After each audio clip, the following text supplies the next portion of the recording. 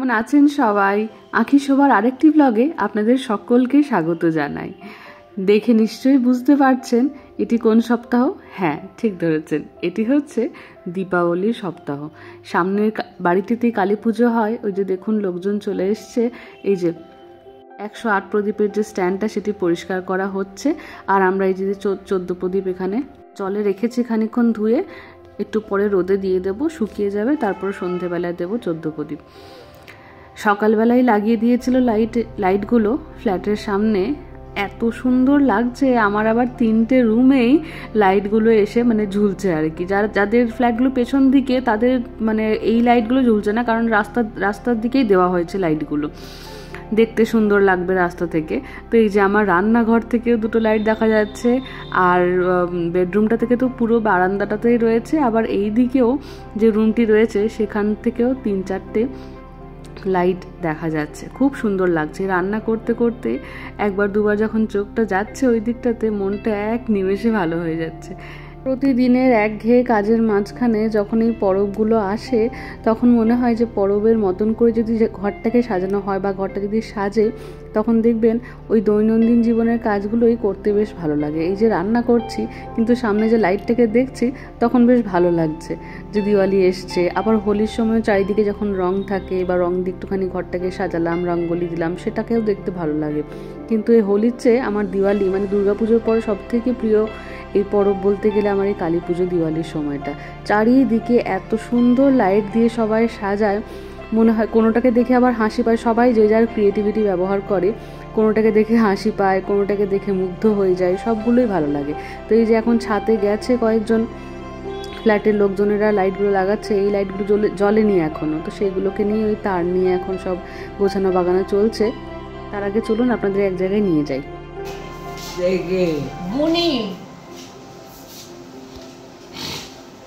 বুঝতে পেরেছ? বুনি বুনি, হ্যাঁ তা কি দেখো? চশমা পড়েছে, দেখতে পাচ্ছে না? হ্যাঁ, প্রথমে একবার কথা বললো। ঠাকুমা এসেছে বিজয়ার প্রণাম করতে দিদিকে। এটি ছিলেন ঠাকুমায়ের দিদি। আজকে আমরাও গিয়েছিলাম মাসি দিদাকে প্রণাম করতে বিজয়ার। তো আর ওই দিক থেকে ঠাকুমাও এসছে। তো সেইটাই আমি ক্যামেরা বন্দি করে রাখলাম। 2 বোনের ভালোবাসা, মায়ের পেটের 2 বোন। এখনও ওনার বয়স প্রায় 92-93।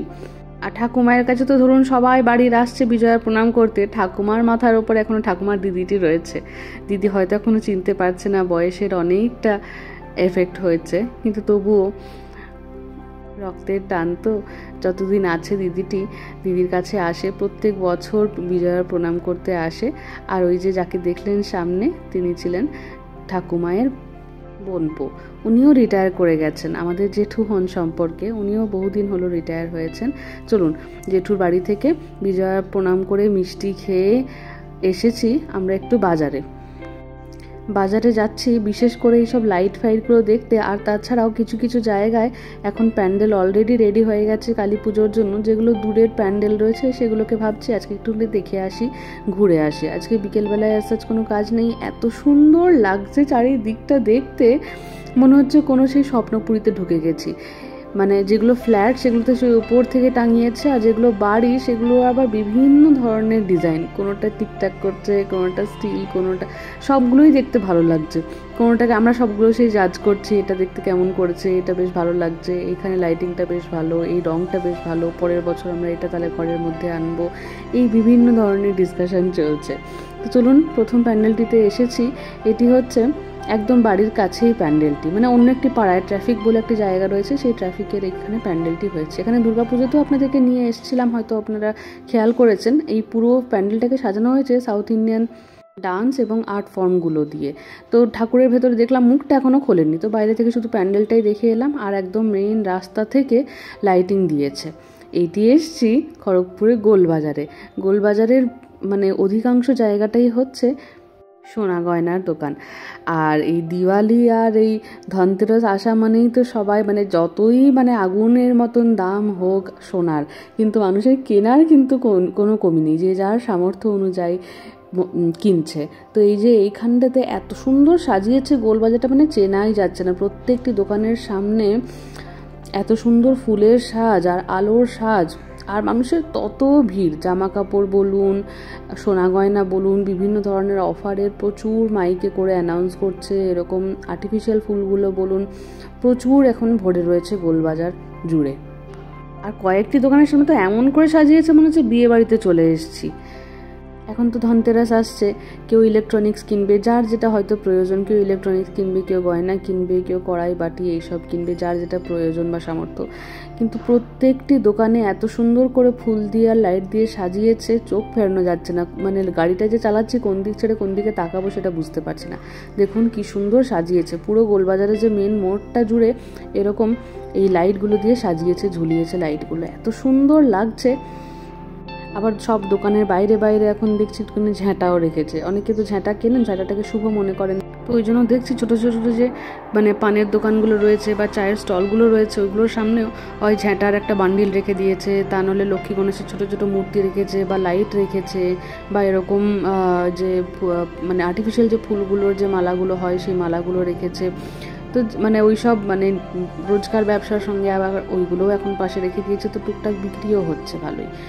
যাই হোক, চলুন, এসেছি একটু গোলবাজার পেরিয়ে একটি জায়গায় যাব বলতে। মালঞ্চ আর খরিদায় শুনছি বেশ ভালো ভালো প্যান্ডেল হয়েছে, আর সেগুলো নাকি মুখও খুলে দিয়েছে। ঠাকুরের মুখগুলোও এখন খুলে দিয়েছে। কালী পুজো তো এখনও আসেনি, কিন্তু ঠাকুরের মুখগুলো তো শুনলাম খুলে দিয়েছে। তো ওই জন্য ভাবছি যে আজকে ওই দূরেরগুলো ঘুরে আসি। তার আগে দাঁড়িয়েছি একটু অভিনন্দনটা এখানে আমাদের বাড়ির সামনেই একটি মিষ্টির দোকান, আর বেশ ভালোই মানে রিজনেবল দামে ভালো মিষ্টি পাওয়া যায়। তো ওই জন্য এসেছি, একটু অভিনন্দনী মিষ্টি নিয়ে নিলাম বাড়ির জন্য আর আমাদের ফ্ল্যাটের জন্য। আর তারপরে যাব, চলুন, মালঞ্চ, খরিদা, এইসব জায়গাগুলো। আর এই যে এখানে এটি হচ্ছে ইন্দা মোড়ের একদম কালী ঠাকুর, একদম মোড়ের মাথাতেই এই ঠাকুরের প্যান্ডেলটি এখনো হচ্ছে। এখনও কালী পুজো আসেনি, কিন্তু এই জায়গাটিতে এই যে আমরা নেমেছি মালঞ্চতে, এত ভিড়। আর এখান থেকে সোজা গিয়ে একটি কালী মন্দির রয়েছে, সেইখানটিতেই মানে বেসিক্যালি পুজোটা মানে প্যান্ডেলটা হয় আর কি। কিন্তু এত ভিড় আজকে, মানে বোঝাই যাচ্ছে না যে আজকে পুজো নাকি দুদিন বাদে পুজোটা রয়েছে। আর আসলে কি মানে জায়গাটাও মানে গলিটাও খুব ছোট, তো খুব সরু গলি, ওই জন্য ভিড়টা আরও বেশি মনে হচ্ছে। এই যে চলে এসেছি প্যান্ডেলে, কি সুন্দর সাজিয়েছে দেখুন। পুরোটা কুলো আর পাখা দিয়ে একটু বাঙালিয়ানার ছোঁয়া রয়েছে। আর ভেতরের আর্টটা দেখে তো একদম চোখ ধাঁধিয়ে গেল। অসাধারণ হাতের পুরো কাজ। আর এই যে দেখুন মিষ্টি কালী ঠাকুরের মুখটি, কি সুন্দর লাগছে দেখতে। বিশাল বড় সাইজের, বিশাল বড় হাইট ছিল। এত বড় কালী ঠাকুর আমি দেখিনি। কালী ঠাকুর বেসিক্যালি প্যান্ডেলে আমি খুব কমই দেখেছি। ধানবাদে যখন থাকতাম তখন ওই মানে এই ভূত চতুর্দশী বা এইসব দিনগুলোয় আমাদের ছিল কি ওই 14 প্রদীপ দেওয়ার তো নিয়মটা ছিল। তার মানে সেটা বাদেও ওই দিওয়ালির দিনে ওই নিজেদের ঘরে যে যা লাইট ফাইট লাগালো, তারপর একটুখানি মন্দিরে গেলাম। তারপরে 3-4টে কালী মন্দির রয়েছে, সেই কালী মন্দিরগুলোতে গিয়ে আমরা প্রণাম করতাম বা পুজো দেওয়া হলে পুজো দিতাম। কিন্তু এরকম প্যান্ডেলে ঘোরা বা মানে প্যান্ডেলে কালী ঠাকুর হওয়ার কিন্তু চলটা খুব একটা ওখানে নেই। ওখানে মেনলি দিওয়ালি, ধানতেরাস এইগুলোর প্রচণ্ড, ওখানেও খুব সুন্দর করে সাজানো হয়। ধানতেরাসে সোনা গয়নার দোকানগুলো বা এই বাসনপত্রের দোকানগুলো খুব সুন্দর করে সাজায় ওখানেও। কিন্তু প্যান্ডেল করে কালী ঠাকুরটা কিন্তু মানে একটা কালী ঠাকুরের মানে মূর্তি করা এগুলো কিন্তু নেই। যেগুলো কালী ঠাকুর, কালী মন্দির, সেগুলো খুব সুন্দর করে বড় করে পুজো হয়। যেখানে যেরকম নিয়ম, কোথাও পাঁঠা বলি, কোথাও চাল কুমড়ো বলি, যেখানে যেরকম নিয়ম আর কি, সারা রাত ধরে কালী পুজো হয়। কিন্তু সেগুলো মন্দির স্থাপিত, মন্দির প্রতিষ্ঠা করা মন্দির। প্যান্ডেল কিন্তু খুব মানে একদম হয়তো ধানবাদ শহরে গেলে হয়তো একটা দুটো পাবো, কিন্তু ওই চত্বরেই কিন্তু খুব একটা কালী মানে প্যান্ডেল করে কালী ঠাকুর কিন্তু হয় না। এই যে এটি আরেকটি হচ্ছে প্যান্ডেলে এলাম, এটিও খুব সুন্দর সাজিয়েছে, কিন্তু এটিতে এখনও ঠাকুরের মুখটি খোলেনি। ওই জন্য প্যান্ডেলটা বাইরে থেকেই দেখলাম, ঠাকুরের মুখটা তো বাঁধা রয়েছে, এখনও দেখতে পাইনি। আর আরেকটি জায়গায় যাচ্ছি, এখানেও পুরো থ্রু আউট রাস্তাটা এত সুন্দর সাজিয়েছে, অনেকটা দূর থেকে সাজিয়েছে। মেন রাস্তা থেকে একদম যে মাঠটা অবধি মানে যেখানে প্যান্ডেল করা হয়েছে সেই অবধি পুরো লাইট করা, খুব সুন্দর লাগছে। এই কারণেই আমার দিওয়ালিটা খুব ভালো লাগে। চারিদিকে মনে হয় এত আলো, মানে মন হয়তো খারাপ থাকলেও আপনি বাইরে বেরোলেই মনে হবে যে মনটা ঠিক ভালো হয়ে গেছে। কিন্তু বিষয়টা হচ্ছে আমরা অনেকক্ষণ বেরিয়েছি, একটুখানি খিদে পেয়ে গেছে। সামনেই ছিল পিৎজা হাট, আমরা ঢুকে গেছি, ছোট ছোট দুটোই চিজা নিয়েছি, তাড়াতাড়ি খেয়ে আবার বেরোবো ঠাকুর দেখতে। আর এই কালী পুজোর সময়টাতে একটুখানি ঠান্ডা পড়ে যায় তো যে কারণে এই গরম গরম চিজাটা খেতে, গরম চিজটা ছিল তো ভেতরে, বেশ ভালো লাগছিল। অনেকক্ষণ বেরিয়েছি, সেই মাসি দিদার বাড়ি গিয়েছিলাম, তারপরে এতগুলো ঠাকুর দেখা হলো, বাজার ঘোরা হলো, তো যে কারণে একটুখানি পেয়ে গেছিলো খিদে। পিৎজা হাট দেখে আমরা দুজনেই ঢুকে পড়লাম, তারপরে আবার এসছি পরের ঠাকুরগুলি দেখতে। এখানে ঠাকুরের মুখটা খুলে দিয়েছে, আর এখানে থিম হচ্ছে মহাভারত। চারিদিকে এখানে মনে হচ্ছে সেই যুদ্ধ হচ্ছে, আর খুব সুন্দর বানিয়েছে। মানে ভেতরে অনেকটা রাস্তায় যে গলির মতন যেটা বানিয়েছে সেটা অনেকটা, মাঝখানে সব থিম করা রয়েছে, তীর ধনুকের সব রয়েছে। আর যেটা মেন প্যান্ডেল, মানে যেখানে মূর্তিটি রয়েছে সেটির ভেতরে আবার যত আমাদের ফ্রিডম ফাইটার তাদের মুখ আঁকা রয়েছে, বানানো রয়েছে, পেস্ট করা রয়েছে। তো সেখানে আবার গান্ধীজি, নেতাজি, আমাদের সরোজিনী নাইডু, রাজেন্দ্র প্রসাদ, অনেকের এখানে ছোট ছোট ছবি বানানো রয়েছে প্যান্ডেলটার ভেতরে। চলুন সেখানেও আপনাদেরকে নিয়ে যাই। তার আগে এখানে দেখুন কি সুন্দর বানিয়েছে, মনে হচ্ছে তীরগুলো সেই উড়ে উড়ে যাচ্ছে আর কি, খুব সুন্দর বানিয়েছে ভেতরটা। আর এই যে কালো কাপড়ের ওপরে এরকম তার জাল দিয়ে বানিয়েছে, এগুলো পুরোটাই সুতো দিয়ে বানানো। আর এই যে ওপরের এগুলো কাঠ দিয়ে বানানো। ওই যে ঠাকুরটা আমরা না বুঝতে পারছিলাম ঠাকুরটা এত সুন্দর করেছে, আমরা প্রথমে ভাবলাম যে এটি এখনও রং হয়নি, কিন্তু না, তারপরে বুঝলাম যে না, এটি এইরকমই থিম, মানে লালের ওপরে এই যে মাটি মাটি রংটা, অ্যাশ কালারটা বেশ দারুণ ফুটেছে। কিন্তু ঠাকুরের চোখটা নেই, তো ওই জন্য বুঝতে পারছিলাম না যেটা আদৌ বানানো হয়ে গেছে নাকি এখনও বানানো বাকি রয়েছে। কিন্তু ওখানকার কমিটির লোকজনদের জিজ্ঞেস করাতে ওনারা বললেন যে না, এবারে এটাই থিম। তো বেশ ভালো লাগছে। এই যে বহু ফ্রিডম ফাইটারদের এখানে চেহারা রয়েছে, খুব সুন্দর লাগছে। আর তার ভেতরে আবার আলো দেওয়া রয়েছে, ওই জন্য মুখগুলো আরও উজ্জ্বল হয়ে ফুটেছে।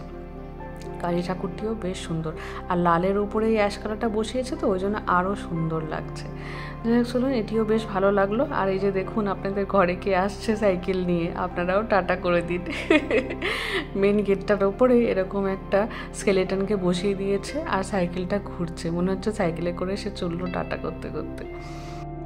প্যান্ডেল পার করে যেখানে মাঠে আর কি পুজোগুলো হচ্ছে সেগুলো পার করে যখন রেসিডেন্সিয়াল এলাকাতেও আসছি, তখনও বেশ ভালো লাগছে, কারণ সব ঘরগুলিতে তখন জ্বলছে। আর ওই যে দেখুন ওই দূরে আর একটা প্যান্ডেল দেখা যাচ্ছে, সেখানেও যাই, চলুন আপনাদেরকেও সঙ্গে করে নিয়ে যাই। পুরো পাড়াটা জুড়ে এক সাইডে মাঠ আর অন্য সাইডে পুরো আলো দিয়ে সাজানো, যে যার বাড়িগুলোকেও সুন্দর করে সাজিয়েছে, দেখতে বেশ ভালো লাগছে।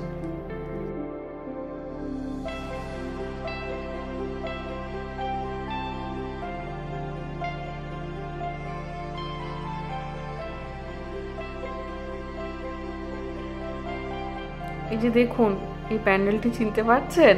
হ্যাঁ, এই প্যান্ডেলটি আমরা দুর্গাপূজার সময়ও দেখেছিলাম, মানে প্যান্ডেলটা একই আছে, শুধু ঠাকুরটি পাল্টে গেছে। এটির এখনও চিফ গেস্ট যিনি, তিনি এখনও এসে পৌঁছাননি, ওই জন্য সামনেটাতে রিবান বাঁধা রয়েছে, আমরা ঢুকতে পারবো না। উনি এলে অ্যানাউন্স করছেন, উনি এসে গেছেন, ওই বুকে টুকে দেওয়া হচ্ছে, উনি এলে তারপরে রিবানটা কাটলে তারপরে মানুষজন ঢুকতে পারবেন। তো যাই হোক, প্যান্ডেলটা তো আমরা দেখেইছিলাম দুর্গাপুজোর সময়, তো ভালোই লাগছে, খুব সুন্দর বানিয়েছে। আর এই প্যান্ডেলটি দুর্গাপুজোর সময় ওই খড়িদা জায়গাটিতে করেছিল। এই যে বেশ ভালো, ভেতরটাও খুব সুন্দর করে। কালকে হয়তো আর আসতে পারবো না এত দূর, ওই জন্য আজকে দূরেরগুলো করে নিয়েছি। এখানে ঠাকুরের মুখটা খুলে দিয়েছে, ভেতর থেকে মোটামুটি সবটাই দেখা যাচ্ছে, মানে বাইরে থেকে মোটামুটি সবটাই দেখা যাচ্ছে বা বোঝা যাচ্ছে।